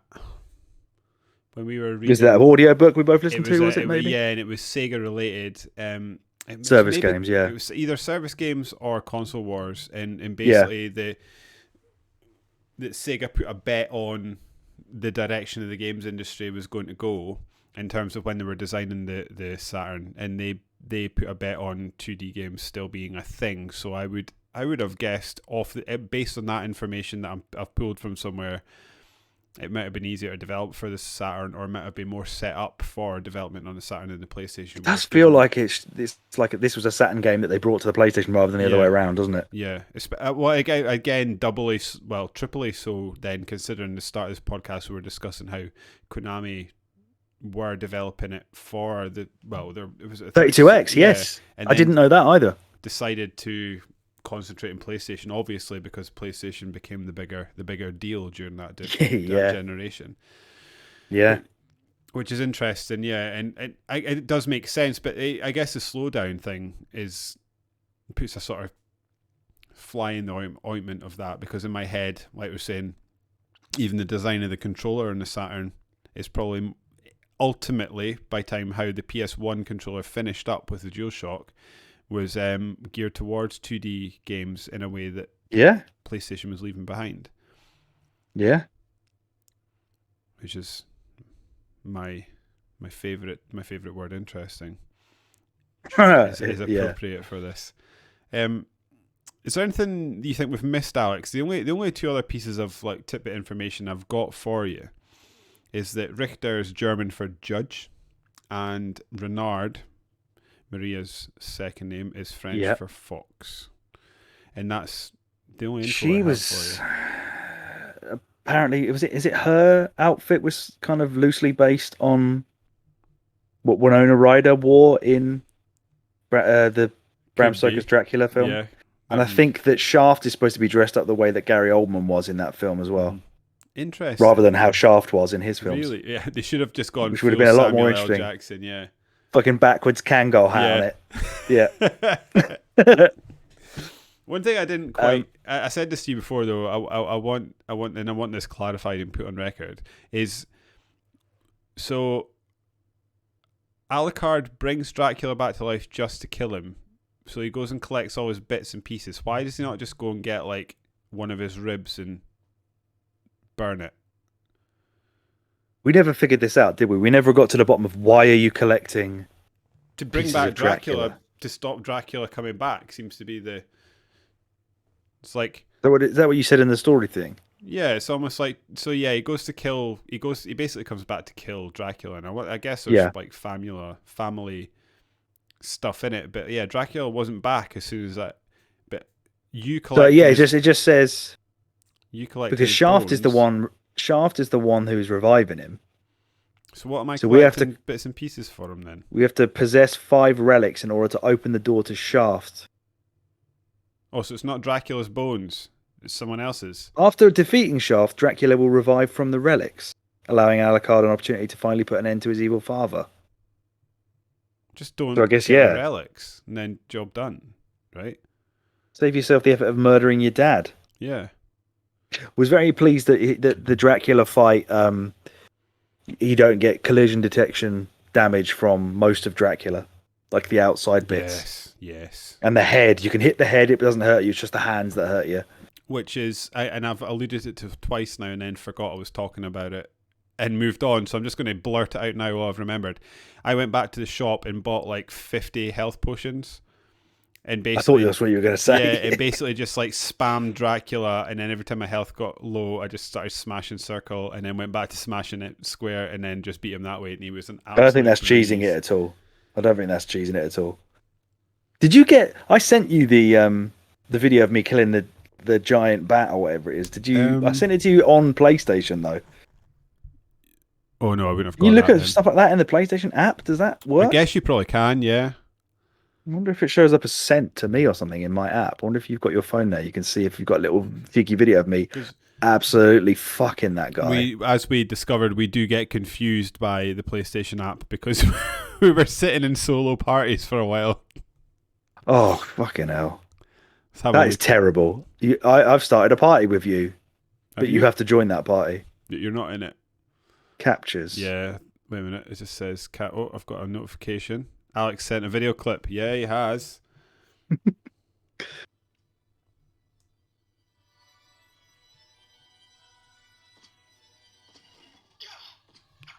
get some sound effects in here.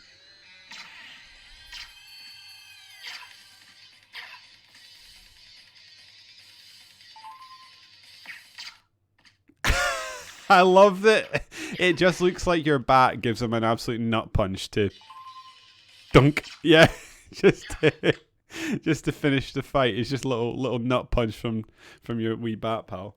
And you can see, like, after he drops to the ground, there's me hitting him again. Like, this can't be it. It can't be. I've only hit him like 5 times. That's one of the main bosses of the second part. I mean, the fucking... Right. We haven't really talked about that, have we? The fact that, my God, the inverted castle was hard.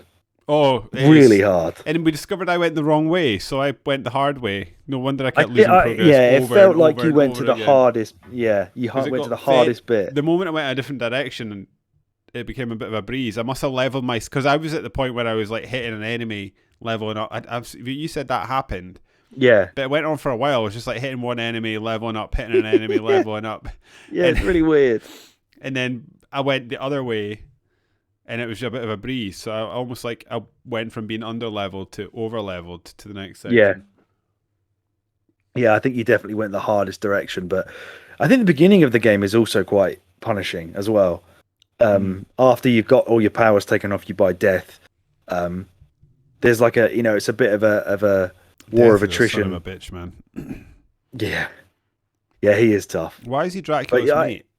Like, Dracula surely should be his enemy because Dracula's sort of avoiding death by being by being a vampire. Vampires, do they die if they don't drink blood for sustenance? Or is it the only way that they die is with a stake through the heart? Because that's probably why Death doesn't have any beef with him, does he? Because he's like, I haven't got to deal with you at any point. You're just. You can just chill out. Yeah, we might as well hang out for a bit. Yeah, maybe they're just pals. Because you're right, they're just hanging out. Yeah. Everyone else dies, or death's got to come for you at some point. There's in the one that I did for Sega Mania magazine, which is Bloodlines. That's set in like 1917 or something, and the enemy in that Castlevania. game, yeah, the woman called, I think her name's like Elizabeth Bartley. She wants to resurrect Dracula, but she does so by being a shadow figure who like influenced the assassination of Archduke Franz Ferdinand in the start of the First World War, and her plan was to use the souls of the people who died in World War One to resurrect Dracula. That's some fucked up shit. That is nuts. And her character name is based on some Romanian or Bulgarian countess who is not convicted, but apparently the world's most prominent female serial killer of all time. Killed hundreds of girls. Okay. That is fucked up history shit in these games. That is. There's the odd thing. You're like, why is this here? I remember when I was in New Orleans, I went to a serial killer museum, and I mean, I watched the Jimmy Savile documentary on Netflix the other night. You're walking through at night. I've got a 5-month-old baby, and I'm like, let's watch this paedophile program. This is interesting. This will be good. I mean, it is interesting because I cannot believe that man was as prominent in British society as he was, because he was always a fucking mentalist. And like after the Lockerbie bombing, Prince Charles was like writing him letters asking Jimmy Savile what he should say, and Jimmy Savile was giving them advice. My God. And Margaret Thatcher pushed for him to be knighted, and he was an absolute uber nonce that was just wrecking paraplegic children with his little Jimmy. Unbelievable. I implore you should watch. Well, depends what you're into, but if you want to watch something like really harrowing, watch that 2-part Jimmy Savile documentary. Well, I walked around a serial killer museum that had. I would go to that. 100%. Well, it had in it, where I was going with this, it had like a glass box, and in said glass box, this like hermetically sealed glass box, was a pair of pants that a serial killer wore while she was being executed. That's not as bad as I thought. That's okay. This is pants. I thought it was going to be like, Edward. Oh, what the hell was the guy's name? Chuck Norris. Hang on. Edward Scissorhands. Did you never watch the series Mindhunter? Nope. Amazing. It was so good. Edward Kemper. Who's that boy? He was like a really big serial killer in the States in the 60s or 70s. Had real mother issues. I thought you were going to say it was a pair of his mum's pants that he wore while killing people. Wow. Yep. Not quite as fucked up as that. Not quite. But if you're interested in that, then you should watch Mindhunter. Just be disappointed that they're never going to make a third series. Because if you like that kind of shit, it's a show that's based around like how the FBI built itself a department for hunting serial killers before serial killers were really like a thing that people used in lexicon. I've seen like 3/4 of one episode of that. I remember that has kicked loose a memory in my head.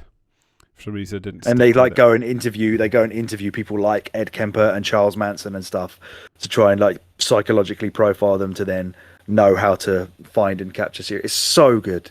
I cannot believe it's not going anymore. What we're saying is we need to recommend to our listeners to get on a plane to New Orleans, because this is some nice Easter weekend activities. You've got all the time in the world. Go and look at some serial killer pants. Follow that up with a bit of Mindhunter, and then wash it down with some Castlevania Bloodlines at the end. And then little chaser of Jimmy Savile. I forgot about that guy. Yeah, just a little Jimmy Savile chaser. And that is a full weekend of action for our listeners. And that is episode 37, everybody. Once you've got through that, if you're still on this mortal coil, you can get excited about the fact that our Game of the Year nominations are going to be seriously under threat from a Castlevania sweep. Yeah, they are. Because what a game. I am absolutely delighted that you enjoyed this, because you have watched this game be played in speedrun fashion. I think we touched on that before. You've seen people moonwalk their way through this for many a year. We did our I don't remember what guise of podcast. It was possibly Gamertron. We did some kind of PlayStation countdown, and I pushed hard for Symphony of the Night to be amongst the top echelons of that, and you'd not played it, so you had to sort of concede that it was good without ever playing it. And I think if we never did this podcast, you never would have played it. No, and I'm delighted that you have. Yeah, and that the genre is now of interest to you, because, as I've said, I want you to play Bloodstained. I want to play Bloodstained again.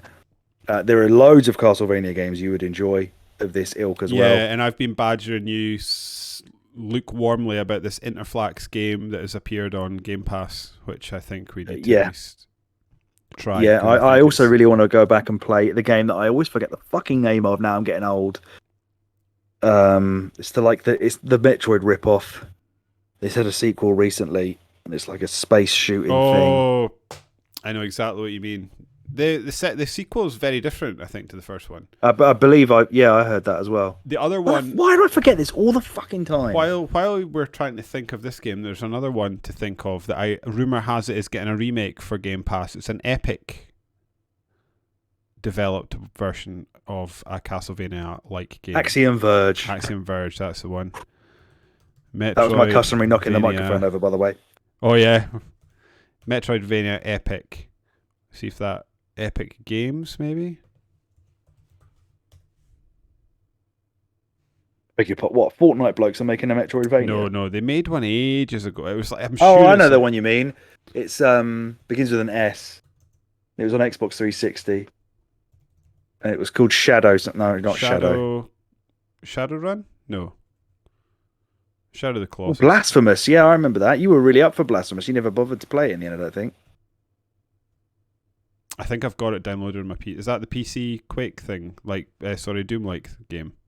No, Blasphemous is the one that's like really. It looks really like biblical and fucked up.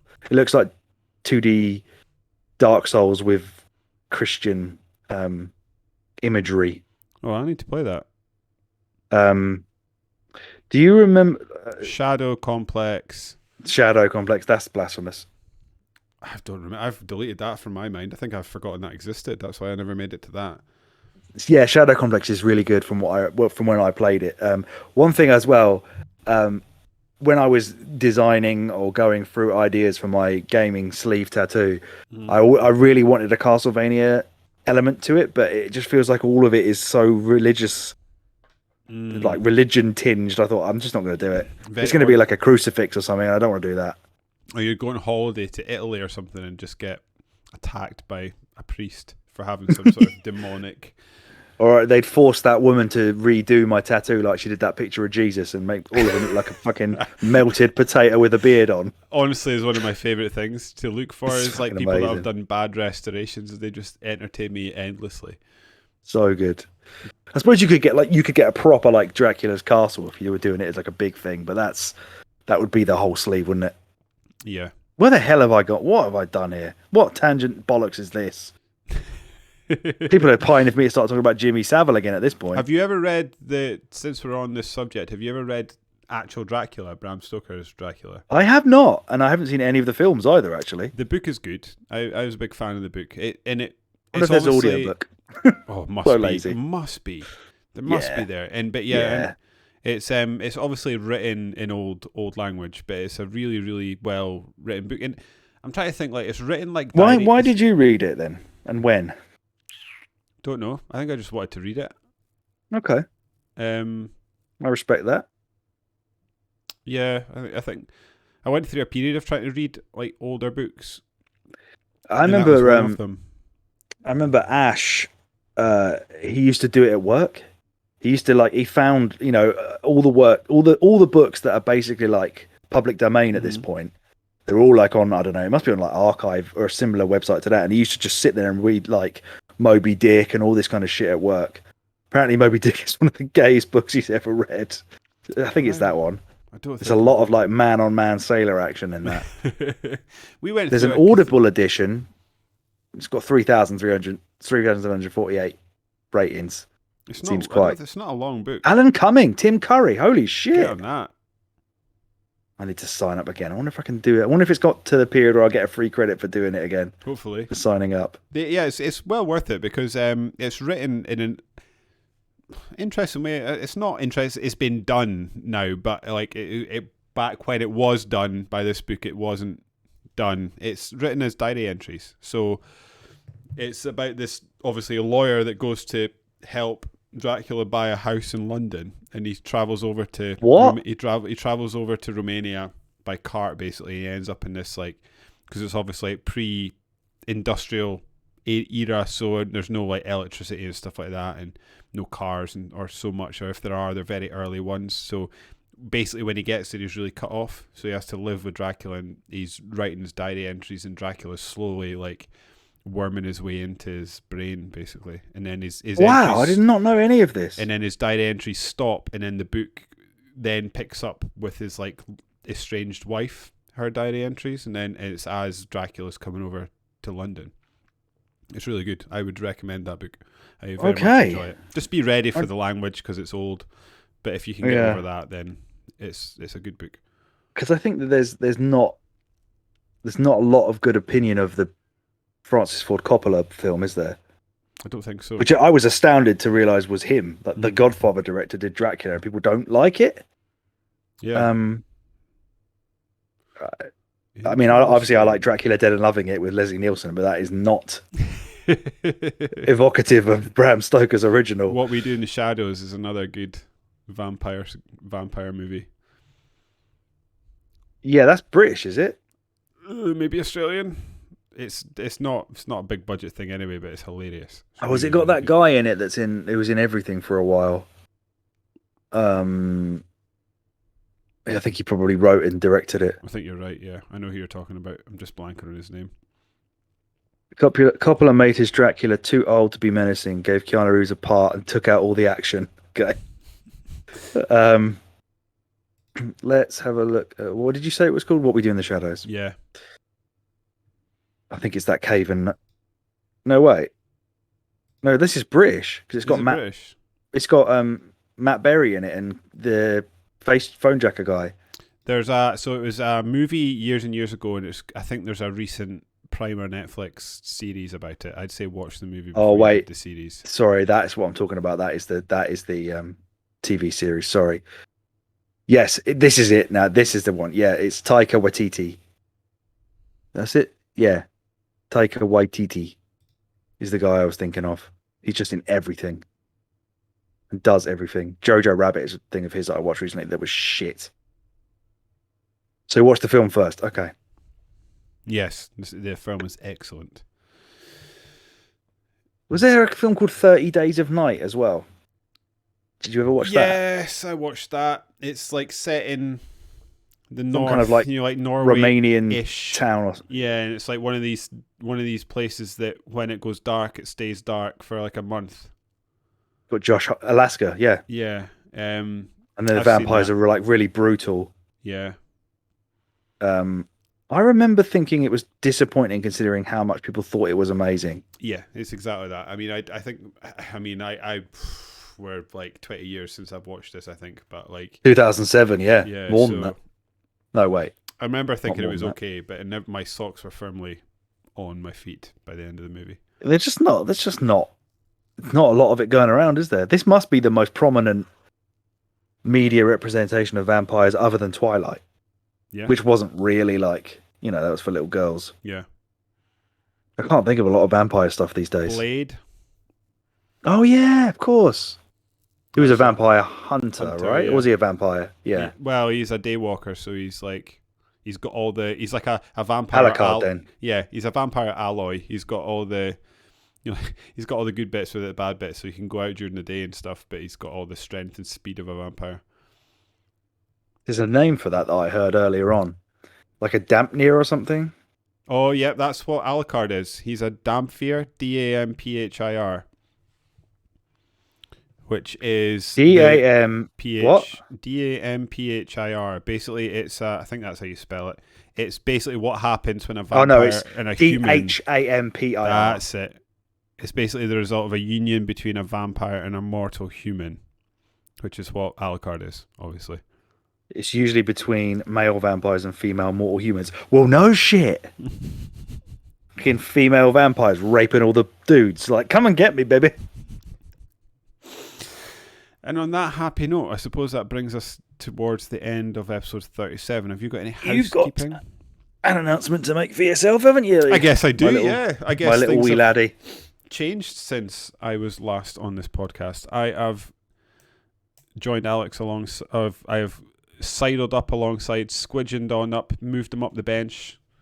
I'm now Mooched on over. Mooched on over with Alex, and I'm now part of the Sega Mania team. So check out He had that. the world's shortest audition as the blog writer before almost immediately being shoved straight onto the magazine and podcast and all the features of the magazine like a regular staffer. Just smashed on in there. I do have another blog post that I'll be finishing off tomorrow, so you can so by the time you get this podcast, you head over to the blog post and there'll be 2 blogs for me sitting on the website. Well, have you played any of your episode.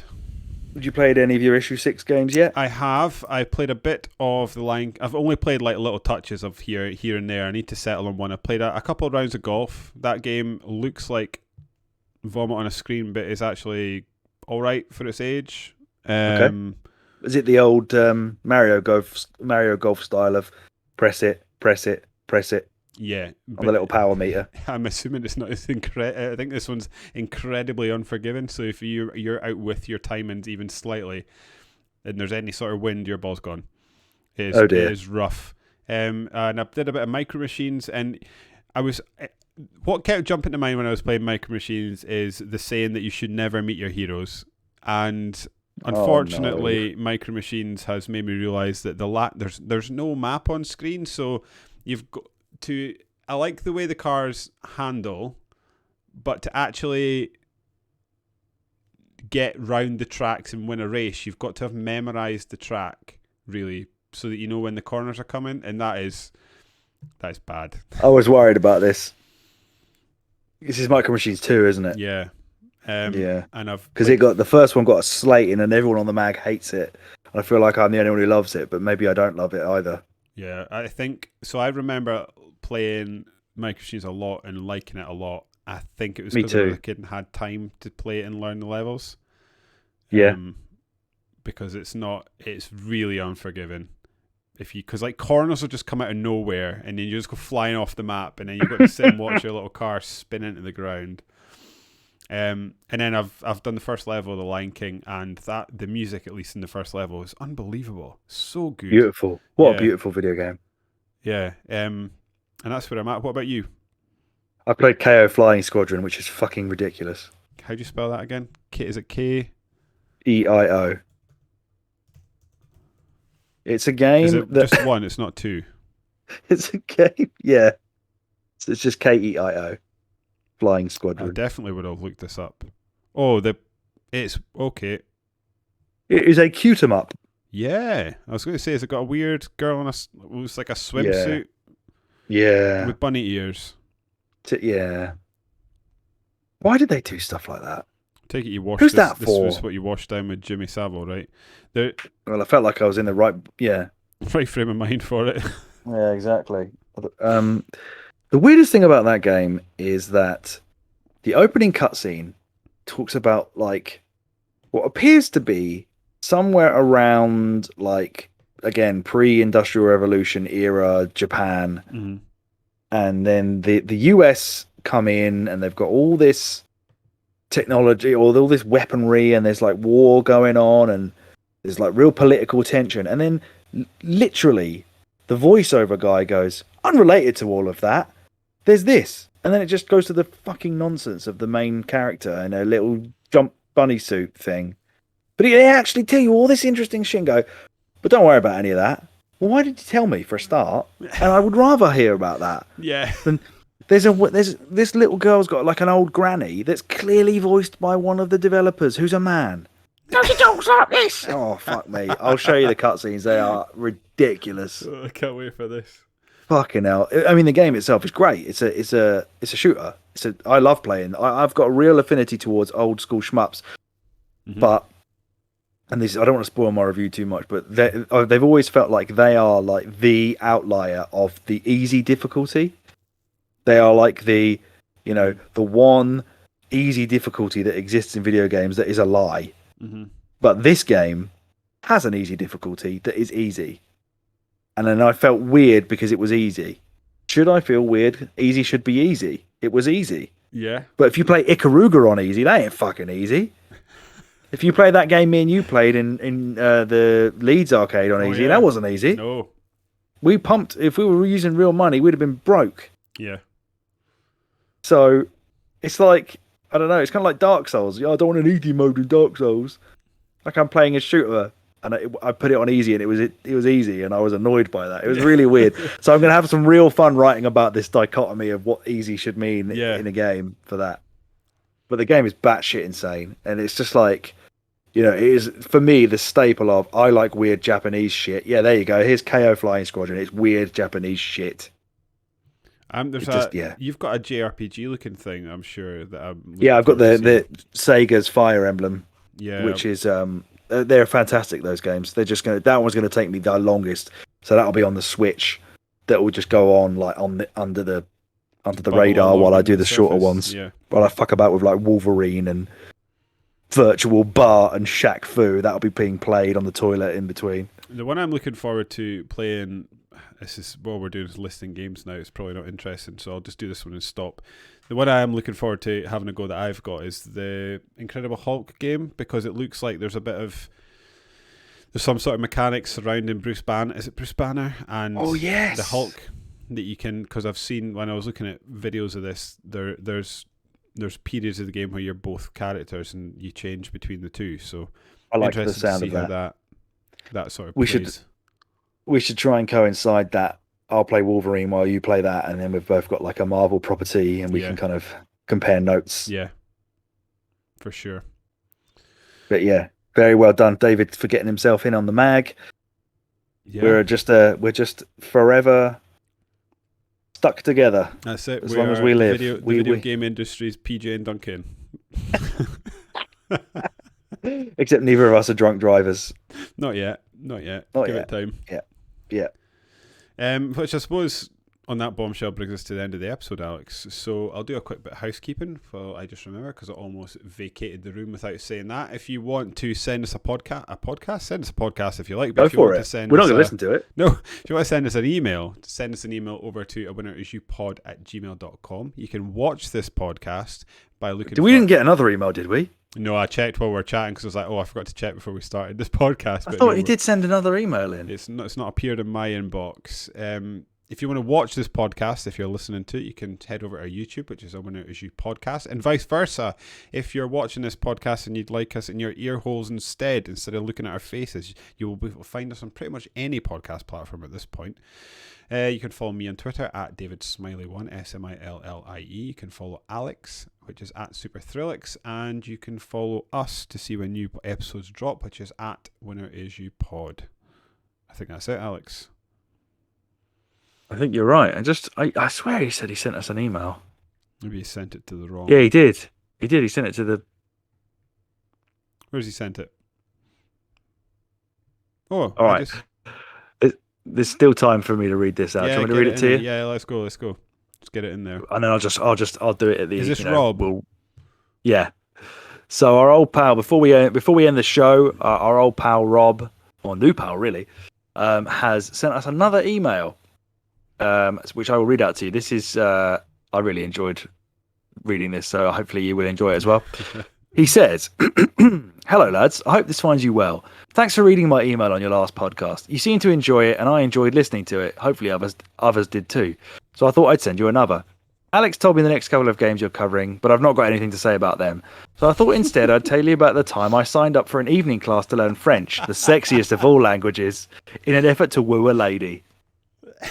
This was around 2003, and I fancied a girl I worked with. I was in my very early 20s, so of course I fancied a girl at work. One day she mentioned to me in passing that she'd signed up for a French night class. I saw my opportunity, despite having zero interest in learning another language. Oh, I absolutely love French. J'adore français, I continued, in order to emphasize my love of the language of the French. Yeah, you should sign up too, she said. Get in. I played it cool. Yeah, you think? Well, maybe. 5 minutes later, I was signed up for it. This was going to be great. We'd go along together, learn a bit of French. Afterwards, I'd say, fancy a drink? She'd say, I'd love French, to. Yeah. Yeah, I'd imagine so, yeah. There was absolutely no chance this could go anything other than brilliantly. The night of the first class came along, and I was like a kid at Christmas. After work, I drove to university where I'd meet up with her. While sitting in the car park, I had a horrible realization. What level of French was this course? It hadn't even crossed my mind to ask. I assumed it would be basic French, but what if it wasn't? I could just about bullshit my way through anything, providing I can speak English. My French is very limited. I can say, my name is, je m'appelle, pen, which is stylo, dustbin, poubelle, shit, merde, and that's my lot. She turned up and we hurried inside. There are about 10 people in the class. The teacher walked in and started speaking exclusively in French. Bollocks. A similar thing happened to me at university in a modern art class where the guy started talking in French as well, and people laughed, and I was really fucking annoyed. Anyway, okay, I was in deep merde here, neck deep in merde. The teacher continued his flawless, fluent French introduction. He told a joke, I'm assuming everyone other than me laughed at it. Then he set up an exercise I just about worked out. He wanted us to chat and get to know the person sitting next to us. Shit. However, he didn't partner me up with the girl. I was stuck with some dickhead called Je m'appelle Brian. I gestured for Brian to go first, and he started talking away, the clever French-speaking bastard. I smiled and nodded along with absolutely no idea what he was talking about. He made a joke, then he laughed at his own joke, which made me hate him further. Then it was over to me. Je m'appelle Rob, I confidently began. Then I held up my pen. Stylo, I said. I pointed at the bin. Poubelle. Then I was completely spent. Brian looked at me like I was a mental, which I can't really blame him for. But what I did next horrified him further. I spoke English. Look, Brian, I don't speak French. I came along to learn some French and to get to spend time with that girl over there. Brian shouted over "le teacher" in French and grasped me right up in English so I could hear every word. That was 10 minutes into a 3-hour class, and I have absolutely zero recollection of the remaining 2 hours and 50 minutes. Whatever happened is so embarrassing and shameful that my brain, to protect me, thank you, brain, has completely blocked it out. My next memory is walking out of the university 3 hours after walking in, asking the girl if she fancied a drink, and her saying no. This was week 1 of a year-long course, and I'd paid £100 to sign up for it. I was going to have to try and learn French in my own time, to go along to the course and learn even more French with zero chance of getting together with this girl. However, I received a letter from the university a few days later saying that they were going to have to move the night of the class. I called them and explained that I absolutely love French, but regrettably I wanted my money back. All's well that ends well. I didn't get the girl, but I got a free French lesson that I can't remember. Keep up the good work, chaps, and you'll hear from me again, I have no doubt. P.S. GTA 5 only 3rd on your list of top 5 games from UK developers. That's just crazy. What was it? Thank you, Rob. What was our number 1? Can you remember that? UK developers, probably fucking Banjo-Kazooie. Oh, yeah. Fable must have been in the top 5. You'd have put that in there, yeah. That sounds like something I'd be fighting to get in there. I did check with him afterwards. Video games. Oh, remember that? You didn't do that, though. Did you remember when we did our, best games of 95 and I played a bit of Discworld, or we looked up Discworld and remembered how stupid that game is? Yeah. But yeah, I checked with Rob. He says that story is 100% true. That's amazing. Quite excellent. Well, can't wait for that. Yeah, can't wait for more emails from him. We are going to get some more. There's the guy at my work named Will. He's a top lad. He is on his second Elden Ring playthrough now. Is this the Elden Ring addict? Yeah, he is going to email us some stuff to talk about when we get to Elden Ring, but part 2, because he says he can only really, all the lore stuff he's got is end game lore, so he's gonna help us out with some of that. Okay, with a lovely old email for that. Well, as you give him a heads up when that's coming. I have absolutely no idea what's going on in that game because I just smashed through. You have no desire to know what's going on either. You're just a shameless text skipper. You are. I'm usually not. I'm usually such a lore fiend, but when it comes to the Souls games, I just there are very few games I think that are set up to be as long, as immersive, and as under the hood story driven as these games that don't actually require you to know it to enjoy them. You can just look at the world, the enemy design, the atmosphere, and just be in love with it and not care what the story is. And you're no worse for it. We are going to have to talk about it in the podcast, I guess. Yeah, I'm going to have to watch some lore videos. Barty Video exists, so don't worry about it. He'll do the work for us. So keep an eye on that. So you've just had episode 37, which is all things Castlevania Symphony of the Night. Next episode, I think we're going to be doing an Elden Ring. Part 1. Yeah, because we may split them with something different in the middle.